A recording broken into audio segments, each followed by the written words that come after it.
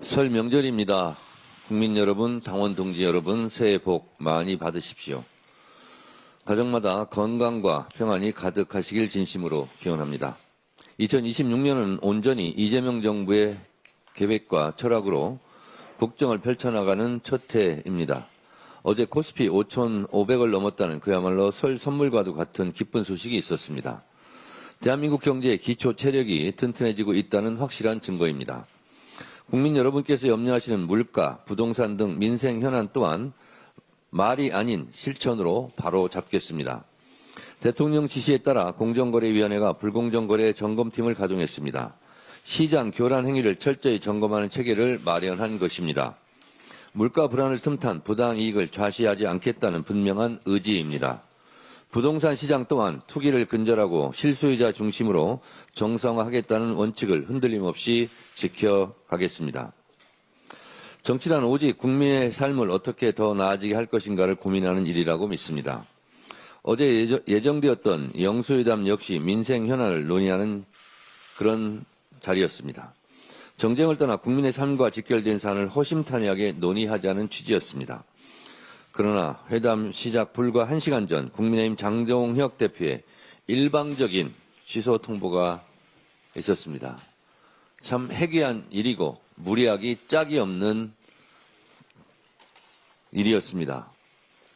그야말로 가볍기 그지없는 초딩보다 못한 유치한 결정이었다고 저는 생각합니다. 영수회담을 모래알 지은 밥을 내놓는 것이라고 폄훼하고 한 손에는 칼을 숨기고 한 손으로는 악수를 청하는 것이라며 그 진정성마저 모독했습니다. 제 기억으로 장동혁 대표의 모두 발언에서는 청와대 오찬에 참여하겠다고 얘기했다가 최고위원 몇 명이 반대하니까 급선회해서 갑작스럽게 취소 결정을 한 것입니다.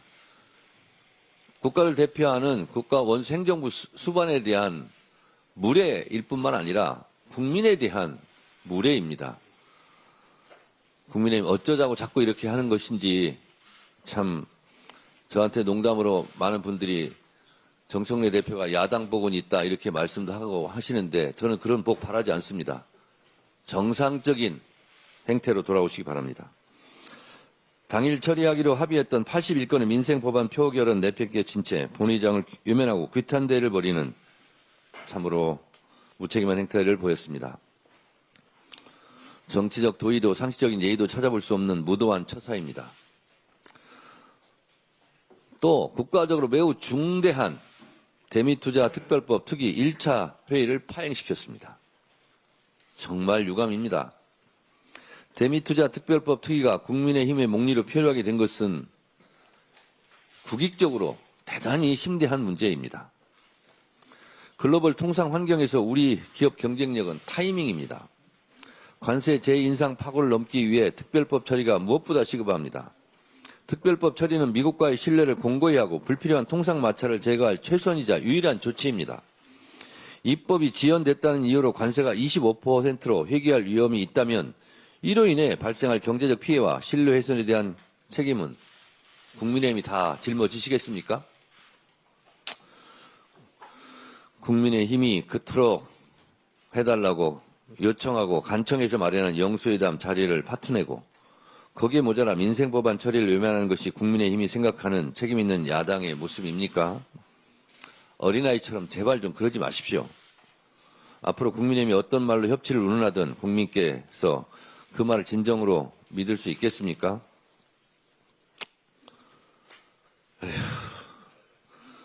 국민의힘이 진정 민생을 생각한다면 정략적 판단을 거두고 국익을 위한 초당적 협력에 동참할 것을 다시 한번 강조드립니다.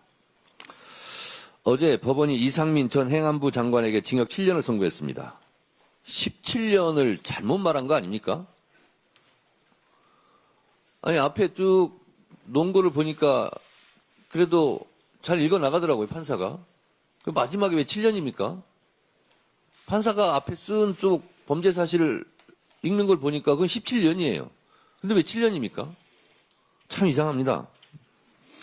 법원은 이번에도 12.3 비상계엄은 내란이며 국가 존립과 민주주의를 파괴하는 행위라는 점을 분명히 했습니다. 특히 이상민 전 장관이 위헌성을 인지하고도 여론사 단전 단수를 지시해 내란 행위에 가담했다는 것을 인정했습니다. 그러면 17년이죠. 왜 7년입니까? 설 연휴가 끝나는 19일에는 윤석열 내란 수기에 대한 1심 선고가 예정돼 있습니다. 이미 윤석열에 대한 국민의 판단은 끝났습니다. 법원 또한 여러 차례 12.3 불법 계엄의 위헌성을 지적하며 이를 내란으로 규정한 바 있습니다. 사법부는 윤석열에 대한 사형 선고를 통해 무너진 헌정 질서를 바로잡고 사법정의가 살아있음을 증명하시기 바랍니다. 그간의 침대 재판으로 무너진 사법 신뢰를 회복하는 유일한 길은 역사의 준엄함을 담은 상식적인 판결입니다. 사법부에 대한 마지막 기대임을 명심하시기 바랍니다. 사법개혁은 이미 예고해드린 대로 2월 임시국회에서 차질 없이 타협 없이 반드시 처리해내겠습니다. 헌법 제27조 제3항은 모든 국민의 신속한 재판을 받을 권리를 가진다고 명시하고 있습니다. 대법관 증언은 헌법 정신을 적극적으로 실현하게 한 것이며 재판소원제는 국민의 기본권을 폭넓게 보장하기 위한 것입니다. 그리고 이미 국회 본회의에 부의되어 있는 법 애국지 신설까지 이미 국민께 약속드린 대로 사법개혁안은 2월 임시국회에서 한 채 흔들림 없이 처리될 것입니다. 조희대 대법원장은 국민에게 엄청난 피해가 갈 것이라면 노골적으로 사법개혁에 반대하고 나섰습니다. 지금까지 1년도 넘게 사법개혁안을 놓고 각종 공청회와 토론을 통해 다양한 방식으로 공론화 과정을 충분히 거쳤는데 여태 뭐하다가 이제 와서 대법원의 의견을 모아 전달하겠다는 것인지 도무지 이해가 안 갑니다. 희대의 뒷북, 희대의 땡깡이라고 저는 생각합니다. 사법부는 결코 신성불가침의 조직이 아닙니다. 달리기 시작한 기차는 거침없이 앞을 향해 내달릴 것입니다. 더불어민주당은 국민의 명령을 받들어 차분하고 질서 있게 사법개혁의 절차를 밟아 나가겠습니다. 국민 여러분, 2월 임시국회에서 반드시 처리하겠습니다. 감사합니다.